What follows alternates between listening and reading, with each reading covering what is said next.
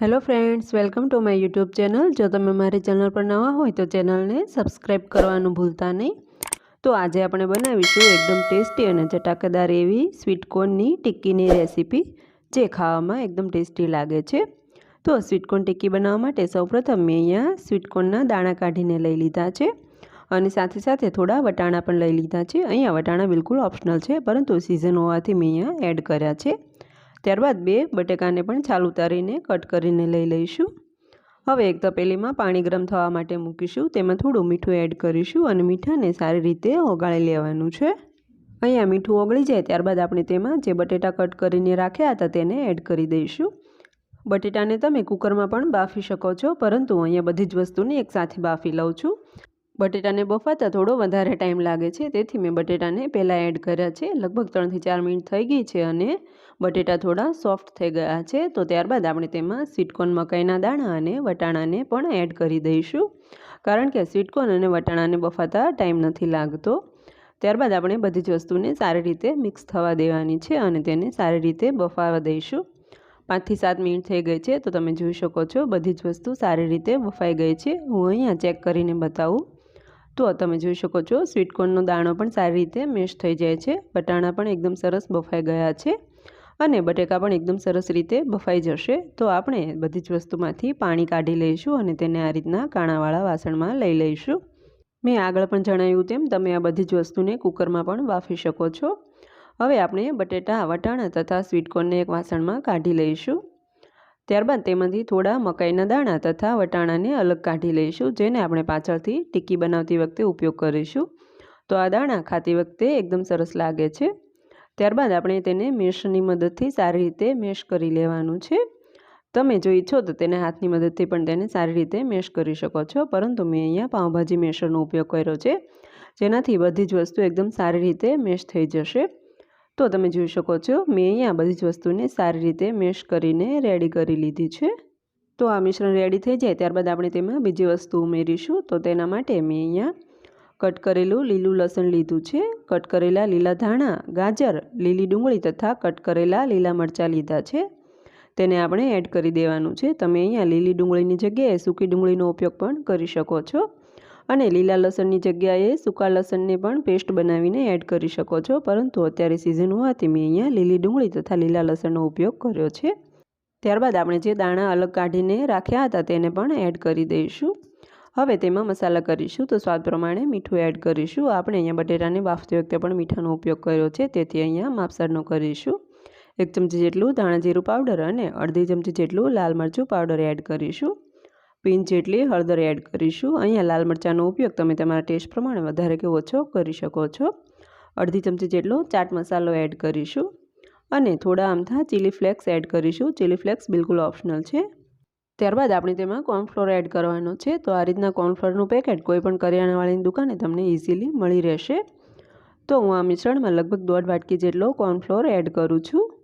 આપણે અહીંયા કોર્નફ્લોરનો ઉપયોગ ફક્ત બાઇન્ડિંગ માટે કરવાનો છે। જો તમે ઈચ્છો તો થોડો ચણાનો લોટ પણ એડ કરી શકો છો, પરંતુ જો તમે વધારે પ્રમાણમાં ટિક્કી બનાવતા હોય તો થોડો વધારે લોટનો ઉપયોગ પણ કરી શકાય।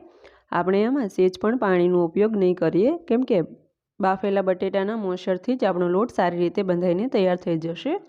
તો તમે વિડીયોમાં જોઈ શકો છો તેમ આપણે બધી જ વસ્તુને સારી રીતે મિક્સ કરી લેવાનું છે। જો તમને ટિક્કીનું મિશ્રણ થોડું ઢીલું લાગતું હોય તો હજુ થોડા કોર્નફ્લોરનો ઉપયોગ કરી શકો છો, પરંતુ મને અહીંયા જરૂર નથી, તેથી મેં એડ નથી કર્યો। તો તમે જોઈ શકો છો ટિક્કીનું મિશ્રણ એકદમ સરસ રીતે રેડી થઈ ગયું છે। હવે તૈયાર થયેલા મિશ્રણમાંથી ટિક્કી બનાવવા માટે હાથને થોડા તેલથી ગ્રીસ કરી લઈશું, જેનાથી ટિક્કીને સારી રીતે શેપ આપી શકાય। ત્યારબાદ તેમાંથી આ રીતના મીડિયમ સાઇઝનો લોટ લેવાનો છે અને તેને સૌપ્રથમ આ રીતના ગોળ વાળી લેવાનો છે અને 2 હથેળીની મદદથી તેને ચપટું કરી લઈશું। તો તમે જોઈ શકો છો તેમ આ રીતના તેને ટિક્કીનો શેપ આપી દેવાનો છે। મેં અહીંયા મીડિયમ સાઇઝની તથા ગોળ ટિક્કી બનાવી છે, પરંતુ તમે તેની જગ્યાએ તમને મનપસંદ કોઈ પણ ટિક્કીનો શેપ આપી શકો છો, અથવા જો ઘરમાં ટિક્કી બનાવવાનું મોલ્ડ હોય તો તેનાથી પણ ટિક્કી બનાવી શકાય। તો મેં આ બધી જ ટિક્કી બનાવીને રેડી કરી લીધી છે। તમે આ ટિક્કીને ડીપ ફ્રાય કે શેલો ફ્રાય પણ કરી શકો છો, પરંતુ હું અહીંયા ટિક્કીને ડીપ ફ્રાય કરી રહી છું। તો તેના માટે મેં અહીંયા તેલ ગરમ થવા માટે મૂક્યું છે। તો તેલ બરાબર ગરમ થયું છે તે ચેક કરવા માટે થોડો લોટ એડ કરીશું। તો તમે જોઈ શકો છો તરત બબલ્સ આવવા લાગ્યા છે, મતલબ આપણું તેલ એકદમ સરસ ગરમ છે। ત્યારબાદ આપણે તેમાં ટિક્કીને તળવા માટે એડ કરી દઈશું. મેં આગળ પણ જણાવ્યું તેમ તમે તેને શેલો ફ્રાય પણ કરી શકો છો. તો મેં અહીંયા કડાઈમાં 3 ટિક્કી ફ્રાય થવા માટે એડ કરી દીધી છે. સૌપ્રથમ આપણે તેને પલટાવવાની ઉતાવળ કરવાની નથી. જેમ જેમ તે એક સાઈડથી ફ્રાય થશે તેમ તે તેની જાતે ઉપર આવી જશે. તો તમે જોઈ શકો છો અહીંયા ટિક્કી તેની જાતે ઉપર આવી ગઈ છે. આપણે અહીંયા ટિક્કીને મીડિયમ ફ્લેમ પર જ તળવાની છે. તો તમે જોઈ શકો છો ત્રણેય ટિક્કી એકદમ સરસ ઉપર આવી ગઈ છે.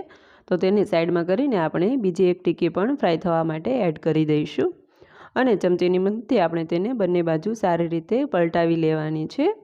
તો તમે વિડીયોમાં જોઈ શકો છો તેમ ચમચીની મદદથી તેને વચ્ચે વચ્ચે આ રીતના હલાવતા રહીશું અને બીજી બાજુ પલટાવતા રહીશું, જેનાથી તે બંને બાજુ એકદમ સરસ રીતે ફ્રાય થઈ જાય. ટિક્કીને તળતી વખતે આપણે ગેસની ફ્લેમ લો પણ નહીં કરીએ અને બહુ હાઈ પણ નહીં કરીએ. જો હાઈ કરીશું તો ટિક્કી બહારથી તો તળાઈ જશે પરંતુ અંદરથી કાચી રહેશે. તેથી તેને મીડિયમ ફ્લેમ પર જ તળવાની છે. તો તમે જોઈ શકો છો તેનો કલર એકદમ સરસ ચેન્જ થઈ ગયો છે અને ગોલ્ડન બ્રાઉન કલરની થઈ ગઈ છે. તો આપણે તેને જારાની મદદથી કાઢી લઈશું. ટિક્કીને તળાતા ટોટલ 6 થી 7 મિનિટ જેવો ટાઈમ લાગે છે. ત્યારબાદ આપણે બાકી રહેલી બીજી ટિક્કીને પણ તળી લેવાની છે અને જેમ આપણે ફર્સ્ટ બેચ ઓફ ટિક્કી સારી રીતે તળી લીધી છે તેમ તેને પણ સારી રીતે તળી લેવાની છે અને આ રીતના ચમચીની મદદથી તેને બંને બાજુ પલટાવતી રહેવાની છે, જેનાથી તે બંને બાજુ સારી રીતે તળાઈ જાય અને એકદમ સરસ ક્રિસ્પી થઈ જાય.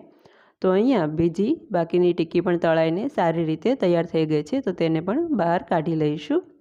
તો મેં અહીંયા ટિક્કીને સર્વિંગ પ્લેટમાં લઈ લીધી છે અને સાથે ગ્રીન ચટણી સર્વ કરી છે. તો આપણી ટિક્કી બહારથી એકદમ સરસ ક્રિસ્પી બની છે. તમે જોઈ શકો છો આ રીતના ફોર્કની મદદથી ચેક કરતાં તે એકદમ સરસ ક્રિસ્પી બની છે અને અંદરથી એકદમ સરસ સોફ્ટ બની છે. તો હું તમને એક ટિક્કી તોડીને બતાવું. તો તમે જોઈ શકો છો તે અંદરથી એકદમ સરસ સોફ્ટ અને બહારથી ક્રિસ્પી, જે ખાવામાં ખૂબ જ મજા આવે છે. મેં અહીંયા ટિક્કીને ગ્રીન ચટણી સાથે સર્વ કરી છે. તમે તેની જગ્યાએ ટામેટા કેચઅપ કે દહીં સાથે પણ સર્વ કરી શકો છો. જો તમને મારી રેસીપી પસંદ આવી હોય તો વિડીયોને લાઇક કરો, શેર કરો, કમેન્ટ કરો અને મારી ચેનલ કાજલ્સ કુકિંગને સબસ્ક્રાઈબ કરવાનું ભૂલતા નહીં અને બાજુમાં રહેલું બેલ આઇકન પણ દબાવી દો, જેનાથી નવા વિડીયોનું નોટિફિકેશન તમને જલ્દીથી મળી રહે. Thank you.